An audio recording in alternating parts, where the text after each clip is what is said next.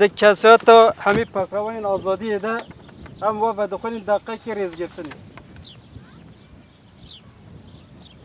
شهید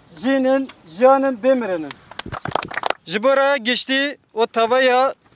جانی حوالی مروین هجا دولت ترک یا داگیکر یا کد دولت خو لسر تنکینا کردان ساز کری جا آواکینا کمار خو و بین افبر لسر کردان قرکرین فیزیکی روانی نه در رواستاندن her serhaldan ki Kurdan ya ku qirkirini bersifdaya o li ser geleme be dahan caran qirkirin pek aniye be tegi ha Kurdi heri baş Kurdi miriye ketiyeri u tüccaran derfeti xwe anina zaman ji Kurdan re nas nekiriye dema pekeki dez be serhaldan kir veke her car dez be tevkujiye kir li ne kari veke serhaldan edin be barbari xwe be pekeki tek bibe ve cari berümeti li ser Kurdan farz kir û Kurdên ku berümeti ne pejrandin bu armanca erişin devleta xwe de encama van erişin hovane de be hezaran gund hatin şawitandin bi de hezaran mirov hatin qetilkirin bi sed hezaran mirov ji cihê warên wan hatin qewitandin me jî wekî gelê wargeha Şehîd Rostem Cûdî nasîbê xwe ji vê qerkirinê girt û ji bo parastina rûmeta xwe em neçarî sala 1994 derbasî Başîrê Kurdistanê bûn lê dewleta Hov li wir jî me rehet berneda û bi arîkariya pedekî êrişên li ser me dîsa berdewam kirin di van êrişan de gelek mirovên me şehîd kirin şehîd bûn û bi hezaran sawalên me hatin desteserkirin ji ber zilma vê dewleta dagîker me çend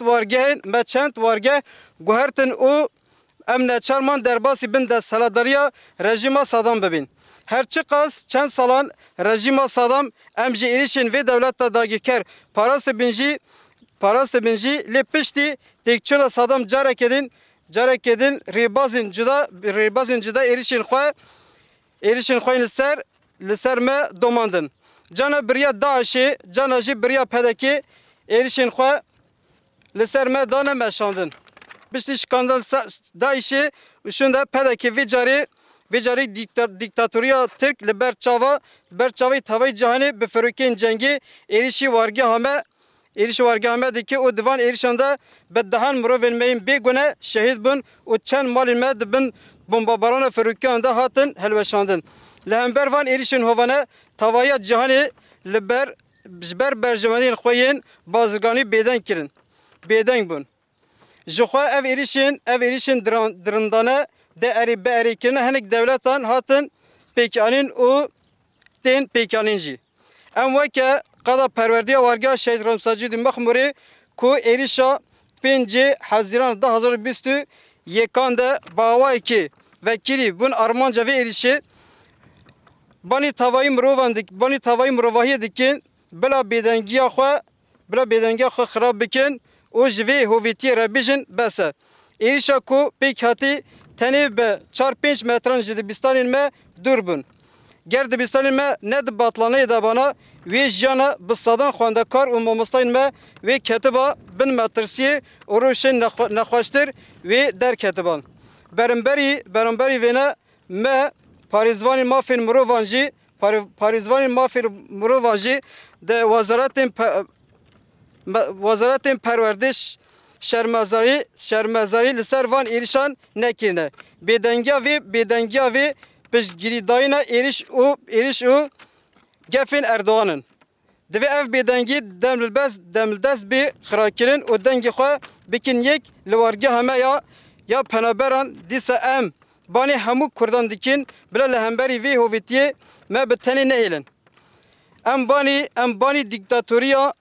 banî dîktatoriya Tirkiye dikin êrişên we wê tüccaran nikaribin bêrûmetiyê bi me bidin pejrandin her wiha em banî netewên yekbûyî beme û rêveberiya Iraqê dikin divê hûn li erkên xwe xwedî derbikevin û vî gelî biparêzin ger nava vê ger na vê demê hûn jî şirîkê vê hovîtiyê ne em kiryarên we van êrişên van êrişên derdikevin û van êrişên devleta Tirk li hevalbendên wê bi tundî şermezar û rûreş dikin û soza berxwedanê dubare dikin. Bimre dîktatûriya devleta Tirk, bimre îxanet, bijî berxwedana gelê me, bijî rêberapo rêveberiya qada perwerdê ya wargeha Şehîd Rostem Cudî. Bêjî serok